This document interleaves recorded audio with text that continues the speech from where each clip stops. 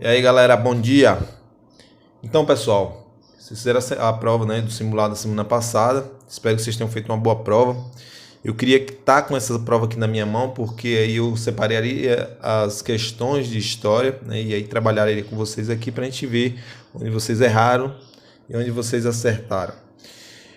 Hoje a gente está retomando as aulas, né? A gente começa aí com o módulo 4, é a quarta unidade, é a reta final aí, né, para encerrar o ano. E esse módulo 4 ele vem com 4 capítulos, né, que iremos falar sobre a Guerra Fria, sobre as ditaduras na América Latina, sobre a independência na África e na Ásia e sobre a globalização e o mundo na atualidade. Então esse é o tema aí que nós vamos trabalhar nesse módulo 4. Hoje falaremos sobre a Guerra Fria, então vocês abram aí na página 276. Só vamos fazer uma introdução, né? A aula hoje só é uma aula, então faremos essa introdução aí, falando sobre a Guerra Fria. É um assunto que eu acredito que vocês já tenham certo conhecimento, até porque esse assunto também é trabalhado em geografia, então acredito que vocês não vão ter muita dificuldade. Então vamos lá, vamos começar? A definição para a expressão Guerra Fria é de um conflito que aconteceu apenas no campo ideológico, não ocorrendo um embate militar declarado e direto entre as duas grandes potências da época, né? Nesse caso, os Estados Unidos e a União Soviética. Até mesmo porque esses dois países, né, eles vão estar armados com centenas de mísseis nucleares. Então, um conflito armado direto, né, isso significaria o fim dos dois países e, provavelmente, né, da vida no planeta.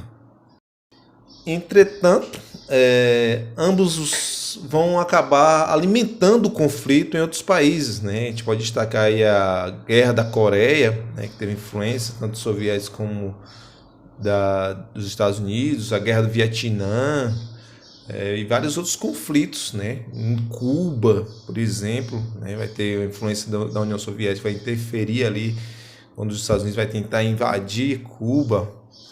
Então, eles vão ter participações indiretas em diversos conflitos em várias partes do mundo. A partir de então foi criado aí a expressão cortina de ferro. Essa expressão foi criada por Winston Churchill, né, que é o primeiro-ministro britânico.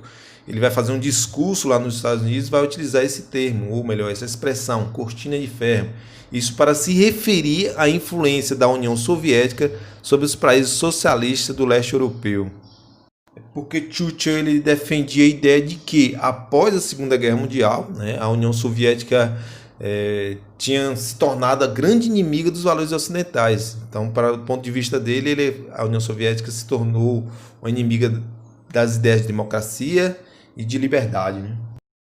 A Guerra Fria, na verdade, ela vai ser formada aí a partir aí do final da Segunda Guerra Mundial, quando os países capitalistas, democráticos, no caso França, Inglaterra, Estados Unidos, eles vão se reunir com a União Soviética, né, para discutir a divisão dos territórios pós Segunda Guerra Mundial. A partir daí destaca-se, né, o Tratado de Potsdam. Nesse tratado que vai acontecer ali pós Segunda Guerra Mundial, ou seja, em 1945, vai ficar decidido que a Alemanha seria dividida em duas partes. A parte ocidental queria ser subdividida entre Estados Unidos, Inglaterra e França, né? Seriam os países capitalistas, ou seja, a Alemanha ocidental é capitalista, e a Alemanha oriental ficaria sob domínio dos soviéticos. Então foi dividida a Alemanha. A capital da Alemanha também foi dividida, né? Como vocês estão vendo aí na imagem, ó.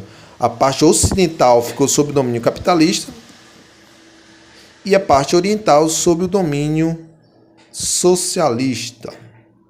Entre as diferenças econômicas, vocês vão observar aí que os Estados Unidos, né, com base no liberalismo econômico, ou seja, a mínima participação do Estado na economia, isso incentivaria as propriedades privadas, né, e o desenvolvimento da economia se basearia justamente no livre mercado. Então ela é baseada na economia de mercado. O mercado se desenvolve de acordo com o comércio e da iniciativa privada, ou seja, sem a participação ou a mínima participação do Estado. Já na ideologia socialista, né, a economia ela é planificada, ou seja, as decisões econômicas em geral de uma nação elas são determinadas por um plano e não pelo desenvolvimento do mercado. Nesse sistema não há propriedades privadas, né? Tudo que é de propriedade é do Estado, né? E passa-se a ideia de que sendo do Estado é de todos. Então, a ideia é acabar com as diferenças sociais. Eles não incentivam o consumismo, né? Como acontece no mundo capitalista. Então, essa é a diferença entre as ideias capitalistas e as ideias socialistas. Claro que tanto os Estados Unidos como a União Soviética eles vão buscar integrantes para os seus países. Isso poderia acontecer de forma pacífica ou de uma forma mais agressiva, né? E nessa época vão se formar aí dois blocos militares. O objetivo era que esses blocos eles pudessem defender os interesses militares, claro, dos países membros. Então foi criada em 1949, né, a OTAN, que é a Organização do Tratado Atlântico Norte. Ele vai ser liderado, claro, pelos Estados Unidos e tinha sua base nos países membros, principalmente na Europa Ocidental, né? Então, caso a União Soviética quisesse invadir e impor suas ideologias nesses países, a OTAN se mobilizaria, se reuniria e lutaria para defender, né? Alguns dos membros integrantes aí desse país, no início, foi os Estados Unidos, claro, o Canadá, a Itália, a Inglaterra, a Alemanha Ocidental, né, que fazia parte ali do mundo capitalista, a França, Suécia, Espanha, Bélgica, Holanda, Dinamarca, Áustria e a Grécia. Então todos eram países ali do mundo capitalista. Por um outro lado, né, e também defendendo a sua ideologia, a União Soviética ela vai criar o Pacto de Varsóvia, né, que tinha a mesma ideologia de defender os países socialistas. Os membros desses países no início foram a União Soviética, né, claro, que é responsável pela criação, Cuba, China, Coreia do Norte, Romênia, Alemanha Oriental, Albânia, Tchecoslováquia e Polônia. Então eram todos países socialistas, né, que buscavam defender militarmente, né, através do Pacto de Varsóvia. Tanto os Estados Unidos como a União Soviética vão impor políticas conhecidas como políticas de caça-bruxas, né? Que a ideia era exterminar a ideologia de oposição. Então, os Estados Unidos vai liderar uma forte política de combate ao comunismo nos Estados Unidos, né? Usando o cinema, a televisão, os jornais, as propagandas. Então, você vê imagens aí do super-herói, né? Vestido de vermelho e azul, que são as bandeiras dos Estados Unidos, né? O Capitão América, a Mulher Maravilha. Então era a forma que eles utilizavam para combater, para motivar as pessoas a não se ligarem, né? Então o homem forte, a mulher forte, né? O super-herói seria ali o salvador do mundo, seria o norte-americano. Aí vai ser implantada também uma política de perseguição àqueles que não seguiam a ideia capitalista, que é o macartismo, né? O macartismo foi comandado, claro, pelo primeiro senador republicano Joseph McCarthy. Ele vai perseguir muitas pessoas nos Estados Unidos, né? Essa ideologia também vai chegar aos países aliados aos Estados Unidos, inclusive no Brasil. É por isso que o Brasil vai ser implantada a ditadura. Então vai haver uma perseguição àqueles que tinham ideias socialistas, né? Queriam mudar o sistema socialista. Então as pessoas vão perseguidas, vão ser torturadas, etc., né? Vão ser tratados como traidores da pátria. Na União Soviética não foi diferente, né? Já que o Partido Comunista e seus integrantes perseguiam, prendiam e até matavam todos aqueles que não seguiam as regras estabelecidas pelo governo. Sair desse país, por exemplo, era praticamente impossível. Então, dizem, né, que morreu muito mais pessoas na implantação do socialismo na União Soviética do que a perseguição ao mundo capitalista, já que aqui tinha diversas liberdades, né? Quer dizer, no mundo capitalista tinha diversas liberdades, ao contrário da União Soviética, que era um país fechado. Com uma perseguição, né, a ideologia oposta, com a ideia até de exterminar, se possível, a ideologia oposta, vão surgir aí políticas de investigação, né? Então vai haver aí um sistema de investigação e espionagem que foi muito usado por ambos os lados. Enquanto os norte-americanos criaram a CIA, né, que é um sistema de investigação, a União Soviética vai criar aí a KGB, né, que é a polícia secreta dos soviéticos.